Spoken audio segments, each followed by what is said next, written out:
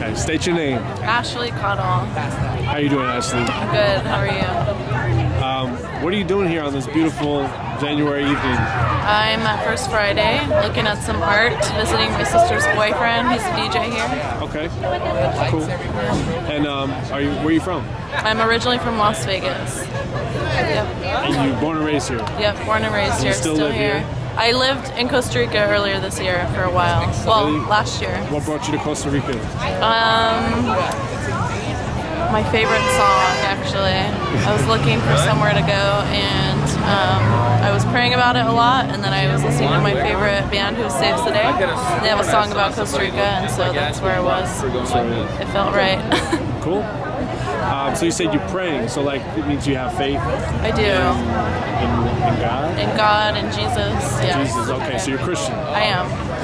And did you grow up like with faith, or how did that happen? Yeah, I grew up Catholic, so really traditional, going to church every Sunday because I had to, went to Sunday school, all that, just going through the motions, and I was never really had a personal relationship with Jesus until I came back from Costa Rica, which a lot of my friends there, actually none of them were Christians, which was surprising. There were about 30 of us, and I don't know, somehow through that I got closer to God, and when I came back, the first Sunday that I was back, I went to my church that I had been going to before I left, and they were doing a baptism that day and said, you know, when, I don't know, when Jesus came to the people, they came in their ordinary clothes, they didn't wait until they were, you know, thought they had it 100% put together before they got baptized. They just went and did it and then took it from there. So sure enough, I jumped in the pool of water and got baptized that day.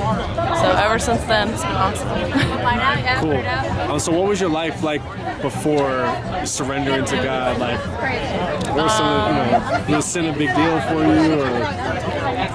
It was just kind of a thing that I did. I went to church sometimes, and when I started going to college, actually, I stopped because I actually had a choice. And then started partying a lot. Didn't get too much into drugs, but smoking weed and drinking on a regular basis.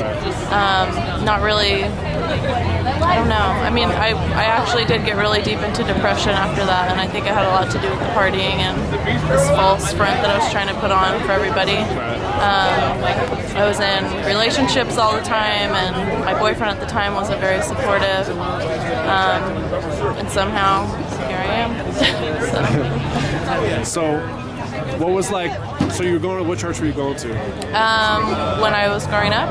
No, like when you started at this time. You said you were going to a church, but you were just going just for the... When I grew up actually going to a Catholic church, so that's kind of what I was doing. And when I moved to college, I was going to a church on campus there every couple of weeks or something. And I didn't start going back to church until I started getting really deep into depression, and I didn't know what to do with myself. I really didn't want to get up in the morning. I didn't want to get ready. I didn't want to see anybody. I didn't want to do anything.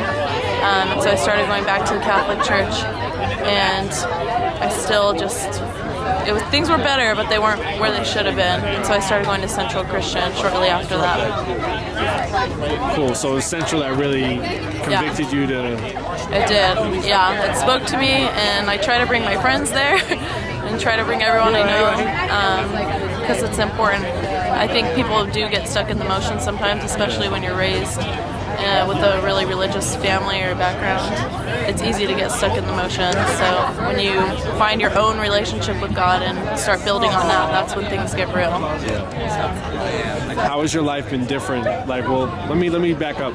Do you remember like the moment and the feeling of like what came over you when you were like, wow, God is real and I want to follow? Yeah, it was overwhelming. Like I knew I had to really surrender everything and stop saying, you know, oh, I'm going to half-heartedly go with this, or I believe this, but I don't believe that, and I just had to throw everything out and say, I can't do life by myself, I can't keep trying to fix things, I'm not in control, and I had to hand that over to somebody else that I couldn't see, which was pretty intimidating, but it's been amazing since then, and I still have that, I'm still on that high, like I can't describe how amazing it is. I try to tell that to friends that I have who don't believe in God, and they don't know what I'm talking about, but it's awesome.